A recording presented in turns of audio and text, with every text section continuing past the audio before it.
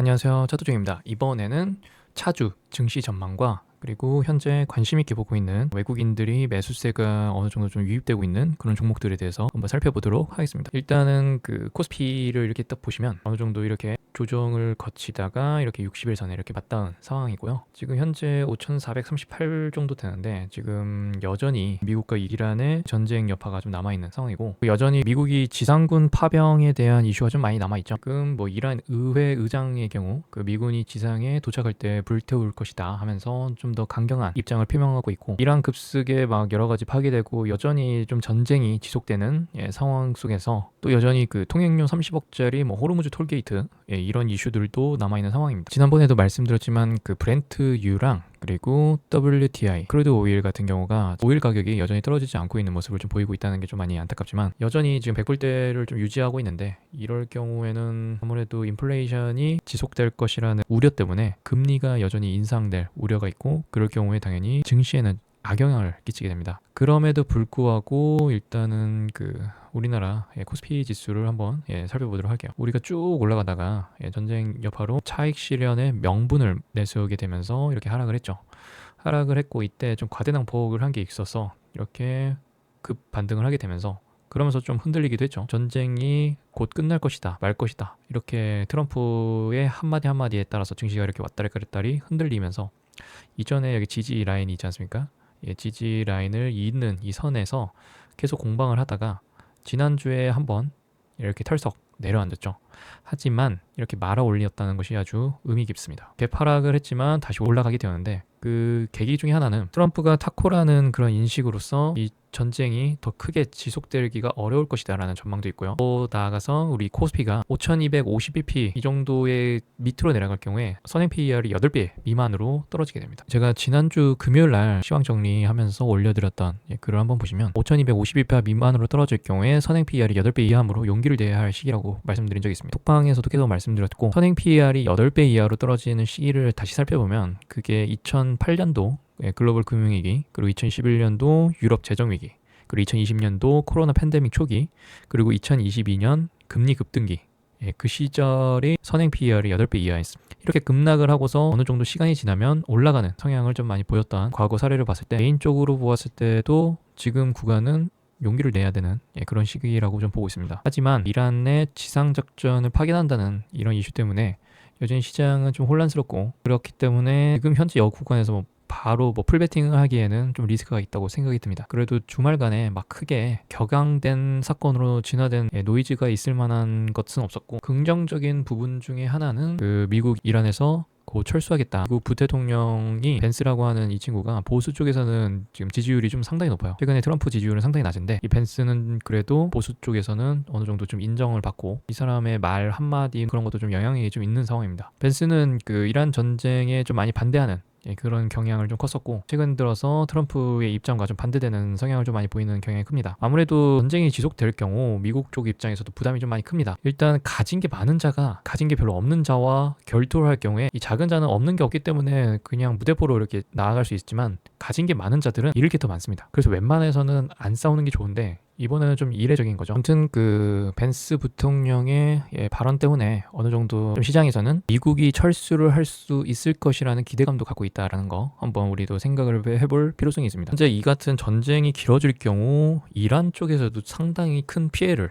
겪게 됩니다. 이란의 많은 그 생필품과 그 식료품들도 호르무즈 해협을 통해서 이렇게 거쳐서 들어오는 경우도 있고, 지속되면 될수록 이란 내 경제는 완전히 붕괴돼서 어떻게 보면은 이 정권을 더 유지하기가 어려운 상황이 될 겁니다. 혁명 수비대가 어느 정도 이 나라를 좀 장악하는 경향이 큰데, 민심을 제대로 좀 달래지도 않은 상태에서 이것을 무력적으로 진행을 한다면 혁명 수비대도 제대로 설 자리가 없지 않을까. 더 나아가서 지금 미국에서 800만 명 가까이가 지금 반정부 시위를 하고 있습니다.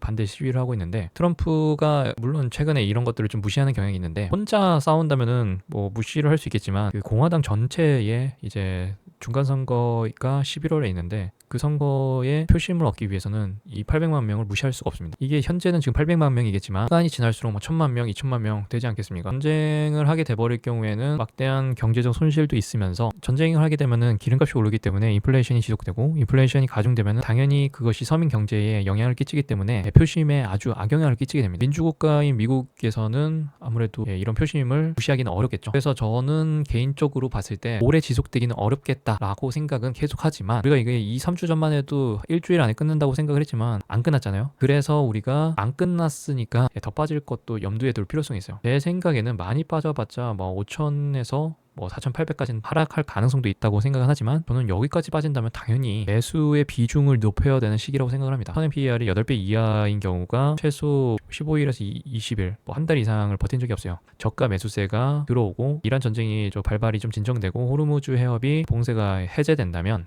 전 세계에 수송되는 원유 가격이 좀 더 안정화되고 빠르게 정상화될 것이라는 기대감이 더 빨리 선반영될 것이라고 생각을 합니다. 그리고 여전히 우리가 잠시 잊고 있었던 그 반도체 호황이 여전히 지속되고 있어요. 최근에 반도체 DRAM 가격이 조금 떨어졌다 그러면서 최근에는 그 구글의 터보 쿼트가 등장하면서 메모리 사용이 줄어든다라는 이런 주장을 하게 되면서 반도체가 좀 폭락을 했는데 개인적으로 봤을 때 이게 제가 갖고 온 건데 시장이 치명적이게 오해한 터보 쿼트의 실체 이거 한번 캡처해서 한번 읽어보시는데 결과적으로 봤을 때 결국엔 우리가 학습을 시키고 뭔가를 진행하는 데서 메모리가 절대적으로 필요합니다. 과거 딥시크도 어떻게 보면 많이 올라서 하락할 명분을 주기 위해서 딥시크를 넣은 거지 터보 쿼트도 최근에 내리기 위한 명분을 제시하기 위해서 터보 쿼트를 넣은 거지 개인적으로 여기서도 끝났다고 생각을 하지 않습니다. 여기 보시면은 저비율 고효율 AI인 딥시크 쇼크 때 시장이 GPU 수요가 끝났다면 엔비디아를 막 던지면서 엔비디아가 막 하락한 이력이 있죠.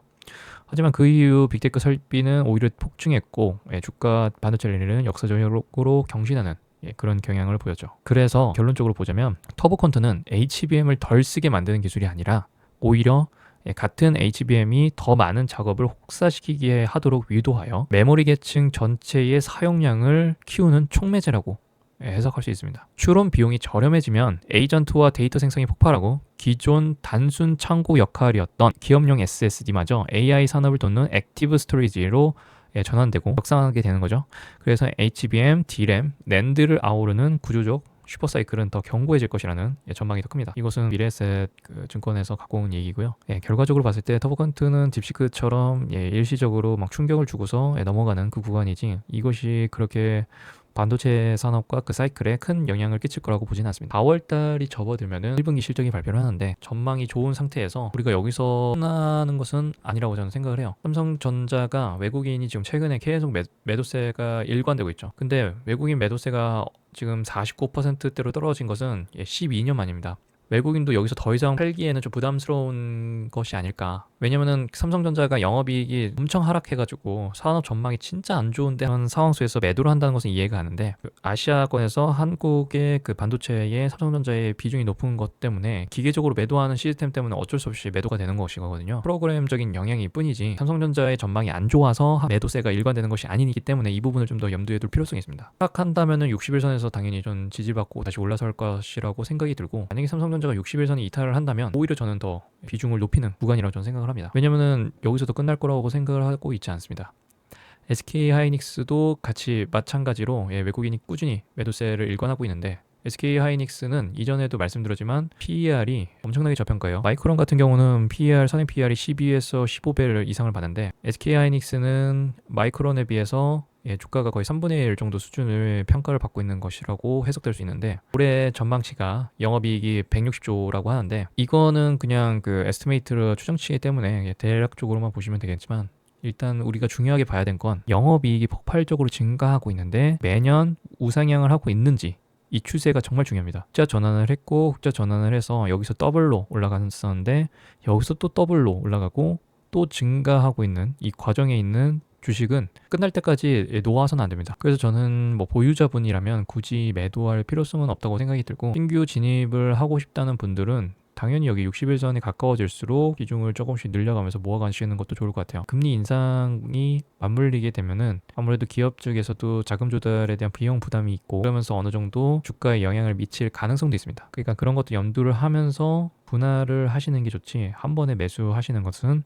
권해드리고 싶지 않아요. 코스피 정도도 60일선에 일단 지지받고 올라가는 모습, 저는 이 부분을 좀 긍정적으로 보고 있고, 그리고 코스닥 같은 경우에도 일목균형 기준선에서 지지받고 올라가는, 더 하락한다면 여기까지 떨어지겠는데, 최근에 그 코스피보다는 코스닥이 좀 더 강세인 흐름을 좀 보이고 있습니다. 코스피가 어느 정도 이렇게 묶여 있을 때, 이렇게 왔다 갔다 할 때 코스닥에서 개별 장세 흐름이 좀 보이지 않을까, 그런 생각을 좀 하고 있습니다. 그래서 각설하고 일단 제가 들고 온 종목들 이렇게 한번 보셨으면 좋겠는데, 간략하게 설명을 드리도록 할게요. 일단 제가 최근 들어서 가장 좋게 보고 있는 종목 중에 하나는 바로 산일전기입니다. 산일전기는 전력설비 관련주고 최근 외국인 매수세가 엄청난 종목 중에 하나예요. 외국인뿐만 아니라 기관이 연달아 이렇게 순매수를 보이고 있고, 연기금도 꾸준히 비중을 늘리고 있는 상황입니다. 산일전기 같은 경우도 지금 보시면은 영업이익이 엄청나게 이렇게 증가를 하고 있죠. PBR이 높네, 여전히 PER이 높네 이렇게 생각하시는 분들도 있겠지만, 주식에서는 PER이 높다고 해서 안 오르는 것은 아닙니다. PER이 100배, 200배 하더라도 매 분기 그리고 매년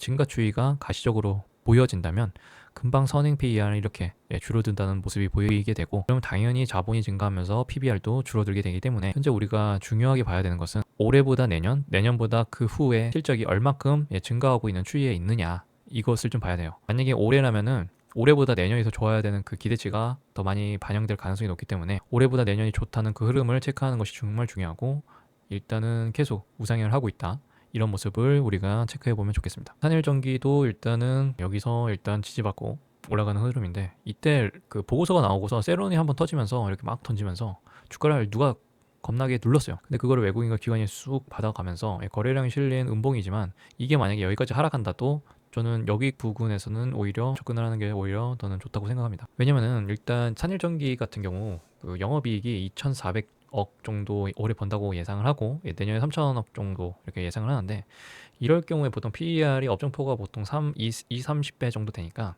보통 산일전기의 시가총액이 6조 이상 돼야 된다고 저는 생각을 하는데, 아직 지금 시가총액이 4조 6천억밖에 안 돼요. 그래서 저는 더 추가적으로 더 상승할 여력이 있다고 보고 있습니다. 미대 지주 지분을 9.98 블록 딜을 했다, 이런 이슈가 떠서 이에 따른 악재가 발생하는 것이 아니냐, 이런 우려도 있지만, 이것을 매수한 주체를 한번 봐야 될 필요성이 있습니다. 9.98% 외국계 쿠폰펀드가 그러니까 글로벌 투자기관에 이렇게 매각을 하게 된 건데, 이 기업에 대한 가치가 높지 않다면 외국에서 이만한 지분을 사갈 필요가 없겠죠. 여기 보시면 최대 지주의 지분은 35.82%로 박동석 대표의 지분은 변동이 없어요. 강 씨의 이번 그 산일전기 주식 매각 사연은 보유 주식 매각을 통해 자금 확보라고 하기 때문에 그렇게 우려할 사항은 아니라고 저는 생각합니다. 일단 좋은 얘기를 하겠죠. 일단 기업에서는 주식 거래량이 상당히 적어 이번 거래가 회사의 유동수 증대에 긍정적인 영향을 미치고, 사업적으로 인공지능 데이터센터 등 성장 산업 확장을 통한 매출 성장으로 주주 가치를 높일 것으로 기대한다. 이거는 누구나 얘기는 할 수 있고, 일단 최근에 그 SK증권에서 산일전기 데이터센터 수혜주를 재평가하는 목표가를 22만 원을 제시했습니다. 한번 읽어보면 올해 기존 현장 발전을 통한 감적적인 데이터센터향 납품 구조에서 벗어날 예정이라고 합니다. 그래서 설계, 조달, 시공 업체 등의 평균 판매 가격, 이걸 ASP라고 하죠. 이 높은 데이터 센터 내부 탑재 변압기를 공급하게 되면서 데이터 센터 밸류 체인으로서의 편입이 가시화되고 있어 이에 따른 수주 기대감이 반영되고 있는 상황이라고 보실 수 있고, 올해 연간 매출은 6,565억, 작년 대비 30% 늘고, 영업이익은 2,479억으로 지난해보다 36% 이상 증가할 것이라고 예상을 하고 있어요. 실적이 계속 증가하고 있고, HD 현대일렉트릭도 보시면은 계속 증가하고 있어요. 이 기업도 진짜 대단한 기업입니다. 그때 사서 계속 들고 가기는 어렵겠죠. 하지만 10배거 이상을 달성한 기업이기도 하고, 최근에 황제주까지 갔다가 다시 또 내려왔는데, 이 종목의 특성은 최근에 그 60일선에서 계속 지지받고 올라가는 그런 트렌드를 보이고 있습니다. 외국인의 매수세가 최근에 좀 실종됐지만, 저는 산일전기랑 현대일렉트릭도 같이 보시면 좋을 것 같은데, 현대일렉트릭스는 어느 정도 좀 저가에 좀 반영되고 있는 상황이라고 좀 볼 수 있다면, 산일전기는 아직도 전 저평가라고 좀 보고 있어요. 그렇기 때문에 우리가 산일전기를 좀 더 관심을 가져보면 좋겠다, 그런 생각을 갖고 있습니다. 같은 섹터로 제일일렉트릭도 있습니다. 제가 전반적으로 이렇게 갖고 온 종목들이 대부분 외국인 매수세가 어느 정도 최근에 들어온 종목들이라고 좀 볼 수 있는데, 제가 외국인 매수세를 중요하게 여기는 이유 중에 하나가, 우리나라 기관의 알고리즘은 외국인의 그 매수세 프로그램을 좀 매칭해서 따라가는 경향이 큽니다. 그러니까 외국인이 아무래도 자본력도 크고 외국인이 그런 펀드 쪽이나 정보 쪽이 좀 더 유리한 측면이 기 때문에 우리나라 기관이나 그런 쪽에서는 외국인들을 약간 모방해서 따라가는 그런 매매 알고리즘이 있어요. 그래서 외국인이 어느 정도 좀 더 저점 매수를 해서 끌어올라갈 때 그 이후부터 기관들이 다시 이렇게 같이 이렇게 모아가는 경향도 좀 있고, 일단 외국인들이 먼저 선수 쳐서 작업을 하는 경우가 좀 많이 있습니다. 그리고 외국인이 자금력이 강하고, 아무튼 뭐 제일전기도 한번 같이 보시면 좋을 것 같아요. 그리고 제일일렉트릭은 그 미국의 이튼과 엔비디아와 연결된 기업 중에 하나입니다. 여기 보시면 그 차세대 AI 데이터 센터 전력 생태계와 연결된 공급망 기업으로 부각되고 있기 때문에 일단 실적은 증가하고 있고, 최근 글로벌 전력 관리 기업인 이튼과 엔비디아 협력해서 뭐 차세대 GPU 플랫폼 베라루빈 기반의 AI 데이터 센터 인프라를 공개했고, 제일일렉트릭이 이튼에 공급한 이력이 있거든요. 그렇기 때문에 당연히 이튼과 연결한 엔비디아도 같이 연결해서 엔비디아가 만드는 데이터 센터 구축에 따른 수혜주로서 부각받는 상황이라고 보시면 되겠습니다. 다음으로 볼만한 종목들이 그 증권주인데, 우리가 그 최근에 거래 대금이 많이 늘어나고 거래량이 증가하면서 유동 자금도 최근에 많이 증가되었고, 많은 시장 참여자들이 증가할수록 증권사들은 거래 수수료로서 돈을 법니다. 최근 들어서 거래 대금이 상당히 많이 올라가고 있는 상황이어서 키움증권을 개인들이 가장 많이 이용하는 어플이기 때문에 키움증권도 저는 긍정적으로 좀 보고 있고, 앞으로 이 부동산 자금이 주식시장으로 계속 유입될 가능성이 높다고 생각이 들기 때문에 여전히 실적이 우상향을 하지 않을까, 그런 생각을 하고 있습니다. 현재 그 선행 PER이 10배 이하인 상황이고, 최근에 그 60일선에서 지지받고 올라가려고 준비하고 있는 추세에 있고, 하락한다면 뭐 120일선까지 하락할 수 있겠지만 저는 뭐 하락한다면 오히려 더 기회라고 생각을 합니다. 올해 역대급인 실적이 달성할 것이라는 기대감을 갖고 있어요. 그에 따라 외국인도 3일 연속 순매수세를 이어지고 있고, 삼성증권도 마찬가지로 긍정적으로 보고 있습니다. 이 친구도 보시면 외국인이 꾸준히 들어온 상황이고, NH투자증권도 여전히 긍정적으로 보고 있습니다. 일단 탑은 뭐 키움증권, 삼성증권이고, 추가적으로 보신다면 뭐 NH투자증권, 그리고 뭐 미래에셋증권, 뭐 여러 가지 있는데, 다음으로 에코프로 BM이 있는데, 에코프로 BM이 최근에 외국인 매수세가 엄청납니다. 에코프로가 우회사고 에코프로 BM이 좌회사죠. 에코프로 BM 같은 경우도 지금 최근에 그 실적이 2025년, 그러니까 작년에 흑자 전환을 했어요. 에코프로 같은 경우에는 2023년까지만 해도 1,500억 이상을 벌던 회사가 2024년 그 전기차 캐즘으로 인해서 급락을 했죠. 적자 전환을 했다가 작년에 흑자 전환을 했고, 올해 좀 감소되는 영향이 있지만 다시 또 극복해서 올라가는 모양새를 보이고 있습니다. 보시면 에코프로 BM의 대주주는 당연히 에코프로고요. 그래서 에코프로가 지금 어떻게 보면은 에코프로 BM이 잘 나갈수록 얘도 같이 성장한다, 이렇게 보시면 되겠고, 에코프로도 최근에 매수세가 괜찮기 때문에 60일선에서 이렇게 지지받고 어느 정도 공방을 거치다가 올라갈 가능성이 있다고 생각을 해요. 시가총액이 높다라고 또 말씀드릴 수도 있겠지만, 저는 에코프로가 단순히 그 전기차에 들어가는 뭐 양극재 회사라고만 보지 않고, 최근 들어서 그 드론, 그리고 휴머노이드 로봇, 전고체 배터리에 들어가는 그런 모양새도 좀 많이 보이고 있어서 에코프로도 새로운 산업에 발맞춰서 움직여 흘러간다면 저는 추세가 여전히 긍정적으로 보고 있는 상황입니다. 우리가 그 2차전지 자동차로서만 보면은 에코프로의 한계가 보이겠지만, 최근 들어서 방산 쪽에서도 이제 K배터리의 모멘텀이 엄청 크게 작용한다는 것을 알 수 있습니다. 그래서 기존 프레임을 넘어서 방위산업과 에너지 안보 쪽으로 간다면 구조적 확장이 시작된다는 분석이 있어요. 최근 들어서 유가가 많이 상승할 경우 아무래도 전기차 배터리 쪽이 좀 더 대세일 가능성이 높습니다. 어느 어떻게 보면 반사수혜가 될 수 있는 업종이기 때문에, 더 나아가서 이렇게 전차나 장갑차 같은 기존 디젤 기반 장비에도 이제는 배터리가 들어가야 한다, 이렇게 얘기를 하면서 어떻게 보면은 배터리가 앞으로 이제 계속 범위가 확장되고 있는 모습을 볼 수 있어요. 그런 모멘텀이 이렇게 반영되는 거지, 단순히 전기차가 많이 생산되고 있는 과정이다, 이렇게 보시기보다 전기차뿐만 아니라 이제 방산, 그리고 이제 뭐 드론, 휴머노이드 쪽으로 펼쳐나간다면 이 주가라는 것이 지금 여기서 끝날 것이 아니라 더 크게 상승할 것이다, 그런 움직임을 좀 기대하는 매수세가 최근 들어서 들어오고 있다, 그렇게 생각을 하시면 좋겠습니다. 다음으로 바이오 같은 경우는 최근에 알테오젠이 좀 호재성인 그 증권사 레포트가 좀 등장을 했어요. 보시면은 올해 벌써 빅파마와 기술 이전이 2건 있었고, 빅 이벤트가 줄줄이 대기 중에 있습니다. 그래서 알테오젠이 지금 38만 원이라고 비싸다고 여기는 경우가 있지만, 알테오젠이 바이오젠과 8,600억 규모 SC 플랫폼 계약을 맺었다는 기사가 최근에 등장했고, 이 따라서 알테오젠에 대한 그 증권사가 레포트로서 목표가를 상향하는 것도 좀 많이 등장했습니다. 알테오젠은 최근에 기술 성사되는 것이 가시화되는 것으로 증명한 기업이기 때문에 최근에 이렇게 횡보를 거치겠지만 좀 더 중장기적으로 봐서 다시 또 이렇게 우상향을 하지 않을까, 그런 생각을 하고 있습니다. 최근에 60만 원을 가지 못하고 이렇게 하락을 했는데, 개인적으로 다시 이렇게 유턴을 해서 돌아간다면 60만 원까지는 무난하게 도달하지 않을까 그런 생각을 하고 있습니다. 최근에 바이오 쪽에서 좀 좋게 보고 있는 종목 중에 하나가 HLB예요. HLB는 그 간암 치료제로 좀 유명하죠. 그리고 우리가 최근에 좀 봐야 될 것 중에 하나가 그 블랙록이라고 있지 않습니까? 블랙록이 HLB 2대 주주입니다. 블랙록은 경단위를 다루는 세계에서 가장 큰 펀드예요. 세계에서 가장 큰 펀드의 그 회사가 HLB에 투자를 했다. 이것은 엄청난 겁니다. 밑에 보시면 블랙록이 이렇게 지분을 갖고 있죠. 2월 24일에 장내 매수를 했다는 걸 알 수 있는데 2월 24일을 봅시다. 2월 24일은 요맘때네요. 이들의 평균 단가가 지금 52,800원. 최근에 종가가 52,800원이죠. 그러니까 지금 가격대는 어떻게 보면은 그 블랙록과 어깨를 나란히 할 수 있는 그런 위치에 가격대다. 아주 저렴한 구간이다 라고 생각을 하면서 외국인의 꾸준한 매수세가 이렇게 이어지고 있다라는 것을 우리가 집중적으로 좀 봐야 될 필요성이 있어요. 9일에 IR 개최하고 주요 파이프라인을 상황을 전략을 개최를 할 예정이에요.